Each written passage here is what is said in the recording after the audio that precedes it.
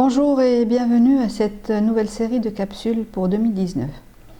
Alors, ces nouvelles capsules vont être juste la résultante de ces questionnements qui se sont souvent posés pendant les consultations et donc des questions récurrentes qui ont été amenées à être répondues plusieurs fois.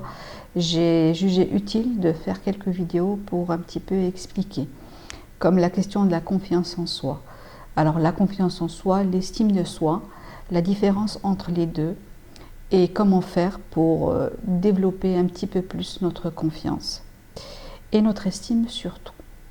Je commencerai par dire que la confiance en soi, c'est cette capacité ou cette compétence que nous développons, que nous pouvons acquérir à travers nos expériences, nos études, notre pratique, etc. Donc la confiance en soi, c'est dans le faire. Alors que l'estime de soi, c'est surtout ce ressenti que nous avons vis-à-vis de nous-mêmes. C'est extrêmement lié à l'amour de soi et donc à l'image que nous avons de nous-mêmes. Donc c'est un ressenti et on est plus dans l'être. Donc vous voyez que la différence elle est très importante et que ma foi il y a lieu de développer ça et de travailler autant sur donc notre confiance que notre estime de soi. Alors comment faire? Plusieurs techniques sont envisageables, mais il faut peut-être commencer par une petite affirmation positive qu'il faut essayer de se la répéter le plus souvent possible. Et c'est la phrase suivante, c'est-à-dire juste se dire « Eh bien, je le mérite bien ». Pense-t-elle.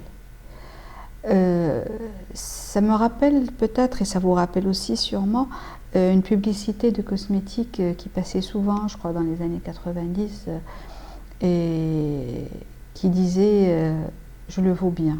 À l'époque, je me disais quel lien pourrait y avoir entre une crème et la valeur que je peux avoir vis-à-vis de moi-même. Et bien, mine de rien, il est en étroite relation avec l'image de soi et l'amour de soi. Il suffit de se répéter, mais d'une façon assez le plus souvent possible, je le mérite bien. Je mérite bien d'être quelqu'un de bien. Je peux décider de ne pas répondre à quelqu'un qui peut avoir une réaction négative vis-à-vis de moi, parce que je décide que je mérite ma paix intérieure. Je peux décider de ne pas critiquer quelqu'un qui est peut-être critiquable vis-à-vis d'autres personnes, mais je décide de ne pas le faire parce que je décide d'être quelqu'un de bon. Je décide de